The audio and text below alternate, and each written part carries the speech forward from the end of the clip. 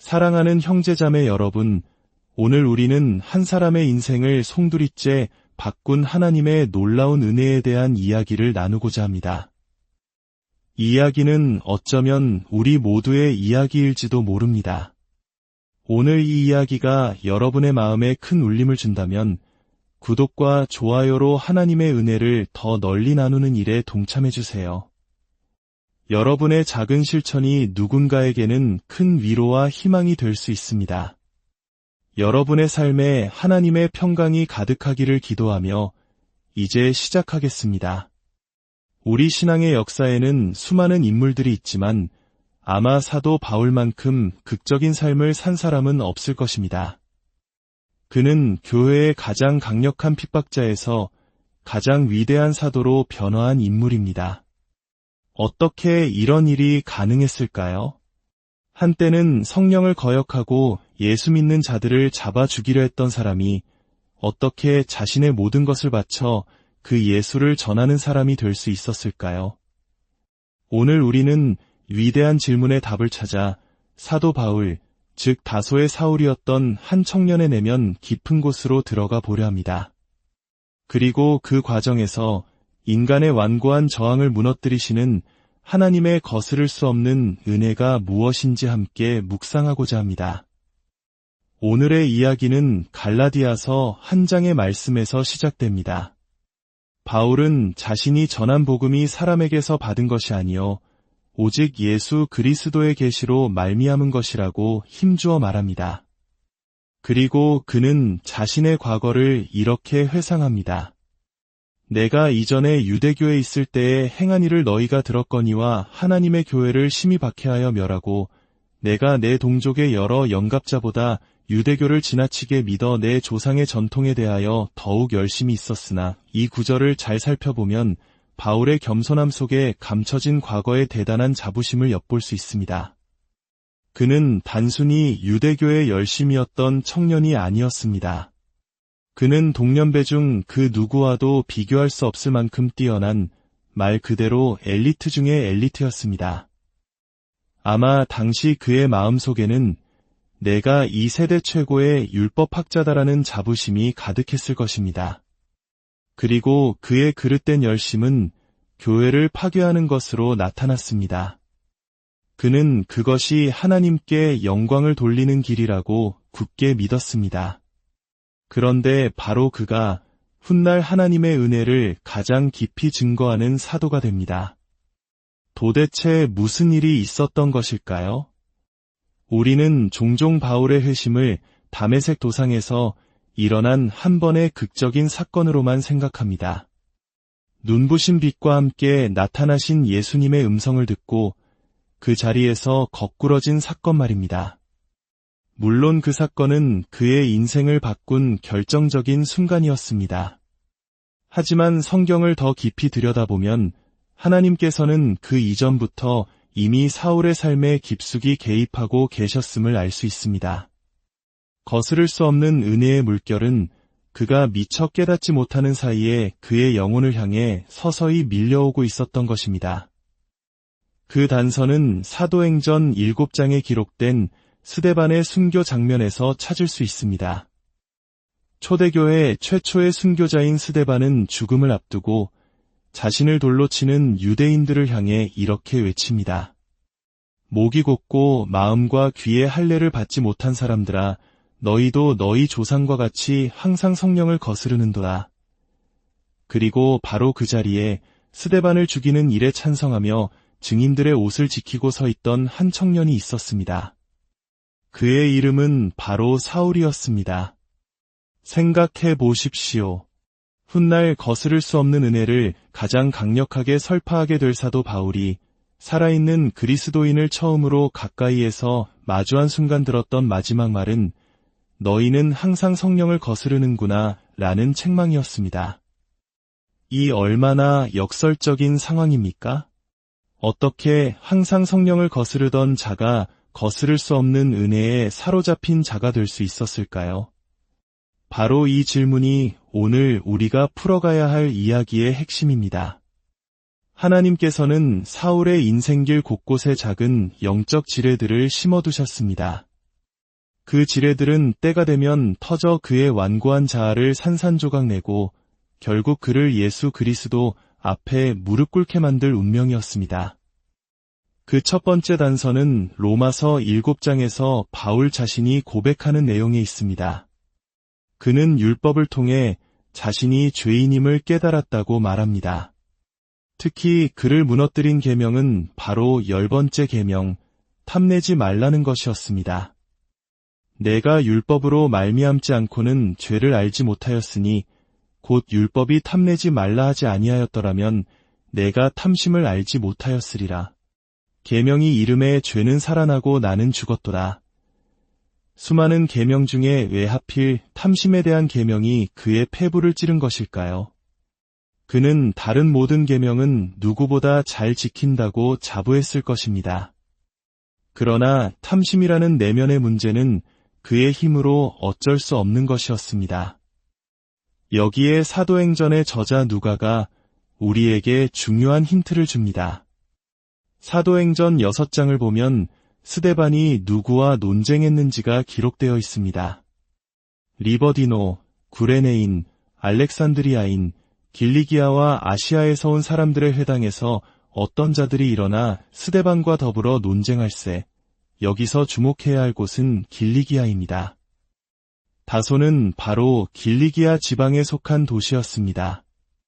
즉, 청년 사울은 아마도 스데반과 같은 회당에 출석하며 그의 모든 것을 지켜보았을 가능성이 매우 높습니다. 사울은 평생 누구에게도 논쟁에서 져본 적이 없었을 것입니다.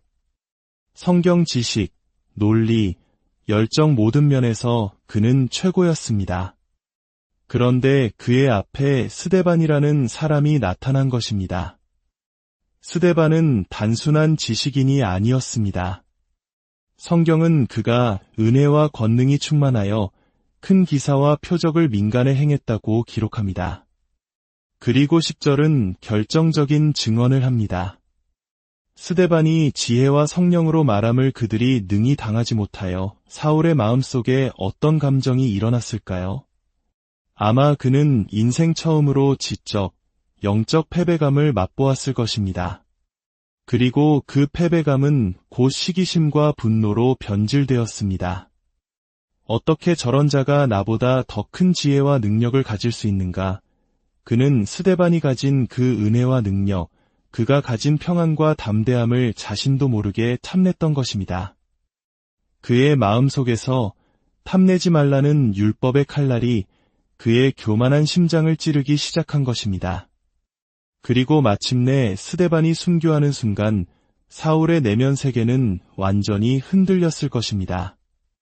돌에 맞아 죽어가면서 스데반은 하늘을 우러러보며 보라 하늘이 열리고 인자가 하나님 우편에 서신 것을 보노라 외치고 무릎을 꿇고 큰 소리로 기도합니다. 주여, 이 죄를 그들에게 돌리지 마옵소서. 이 모습은 십자가 위에서 아버지, 저들을 사하여 주옵소서. 자기들이 하는 것을 알지 못함이니이다. 라고 기도하셨던 예수 그리스도의 모습과 정확히 겹쳐집니다. 사울은 스데반의 죽음을 통해 그가 그토록 멸시하고 증오했던 나사렛 예수의 모습을 본 것입니다. 그가 육신의 눈으로 판단했던 저주받은 자 예수가 스데반이라는 한 젊은이의 삶과 죽음 속에서 이토록 아름답고 거룩한 모습으로 살아 숨쉬고 있음을 목격한 것입니다. 이것이 바로 거스를 수 없는 은혜의 시작이었습니다. 사울은 필사적으로 저항했습니다. 스데반을 향한 분노는 더욱 커져 교회를 향한 핍박으로 이어졌습니다. 마치 둑이 무너지기 직전 마지막으로 발악하는 것처럼 그는 하나님의 은혜에 맞서 싸웠습니다. 예수님께서 다메섹 도상에서 그에게 하신 말씀, 사울아, 내가 어찌하여 나를 박해하느냐. 가시채를 뒷발질하기가 내게 고생이니라는 말씀이 바로 이 상태를 정확히 묘사합니다. 그는 이미 하나님의 은혜라는 가시채에 찔리고 있었고 저항하면 할수록 더 깊은 고통 속으로 빠져들고 있었던 것입니다. 마치 훌륭한 테니스 선수가 상대적으로 약한 선수를 상대할 때와 같습니다. 처음 한두 세트는 비등하게 싸우는 것처럼 보일 수 있습니다. 하지만 경기가 계속될수록 약한 선수는 체력과 정신력이 모두 소진되어 결국 무너지고 맙니다. 사울의 저항도 마찬가지였습니다. 전능하신 하나님의 은혜 앞에서 그의 인간적인 저항은 결국 힘을 잃을 수밖에 없었습니다. 그의 지성은 복음의 진리 앞에 설득당하기 시작했고 그의 감정은 스데반을 통해 본 그리스도의 사랑 앞에 녹아내리기 시작했으며 그의 의지는 자신을 향한 하나님의 압도적인 사랑 앞에 결국 항복하고 말았습니다. 그리하여 마침내 다메섹 도상에서 하나님께서는 창조의 권능으로 말씀하셨습니다. 어두운 데에 빛이 비치라. 그 말씀이 사울의 어두웠던 마음속에 임하자 그는 예수 그리스도의 얼굴에 있는 하나님의 영광을 아는 빛을 보게 된 것입니다. 그 순간 교회의 가장 큰 적이었던 그는 하나님의 가장 위대한 일꾼으로 다시 태어났습니다. C.S. 루이스가 자신을 영국에서 가장 마지못해 회심한 사람이라고 표현했듯이 사울 역시 발로 차고 소리 지르며 하나님 나라로 끌려 들어온 것처럼 보였습니다. 하지만 이것이 바로 은혜의 신비입니다.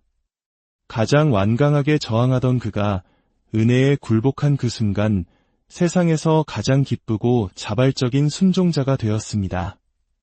저항하던 마음이 녹아내리자 그는 주님, 제가 무엇을 하리이까? 라고 물으며 자신의 삶을 온전히 내어드렸습니다. 사랑하는 성도 여러분, 이 사울의 이야기가 오늘 우리에게 무엇을 말해주고 있습니까? 어쩌면 이 자리에 계신 분들 중에도 과거의 사울처럼 마음 한편으로 하나님의 은혜를 밀어내고 저항하고 있는 분이 계실지 모릅니다. 세상의 논리와 자신의 경험을 의지하며 복음의 진리를 받아들이지 못하고 있을 수도 있습니다. 혹은 마음속 깊은 상처와 분노 때문에 하나님의 사랑을 온전히 신뢰하지 못하고 있을 수도 있습니다. 그러나 기억하십시오. 당신이 느끼는 그 내면의 갈등과 저항이야말로 하나님께서 당신의 삶에 이미 일하고 계시다는 강력한 증거일 수 있습니다.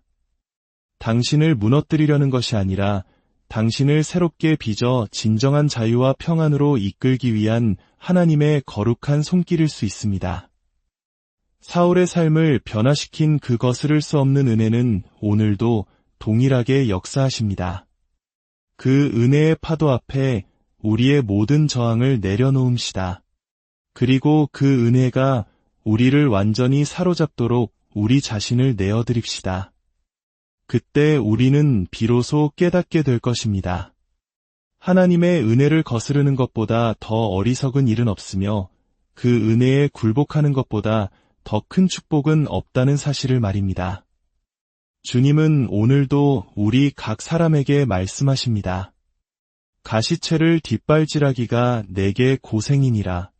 이제 그만 저항하고 내게로 오너라. 내가 너를 쉬게 하리라. 이 부르심 앞에 주님, 제가 여기 있나이다. 저를 당신의 뜻대로 사용하여 주옵소서라고 응답하는 우리 모두가 되기를 주님의 이름으로 간절히 축원합니다. 함께 기도하겠습니다. 사랑과 은혜가 풍성하신 하나님 아버지, 한때는 교회의 핍박자여 성령을 거스르던 사울을 부르시어 위대한 사도로 변화시키신 그 놀라운 은혜에 감사와 찬양을 드립니다. 그의 이야기를 통해 우리의 완고한 저항을 뚫고 들어오시는 하나님의 불가항력적인 사랑을 다시 한번 깨닫게 하시니 감사합니다. 주님, 우리 안에 여전히 남아있는 불신과 교만, 세상에 대한 미련과 저항하는 마음들을 성령의 빛으로 비추어 주시옵소서. 우리의 힘으로는 이길 수 없사오니 주님의 은혜가 우리를 완전히 사로잡아 주시옵소서. 그리하여 저항하는 삶이 아니라 순종하는 삶을, 어둠 속을 헤매는 삶이 아니라 빛 가운데 거하는 삶을 살게 하여 주옵소서. 이 말씀을 듣는 모든 심령 위에 하늘의 위로와 평강을 더하여 주시고 각자의 삶의 자리에서 거스를 수 없는 하나님의 은혜를 깊이 체험하는 축복을 허락하여 주시옵소서. 우리를 구원하신 주 예수 그리스도의 이름으로 기도드립니다.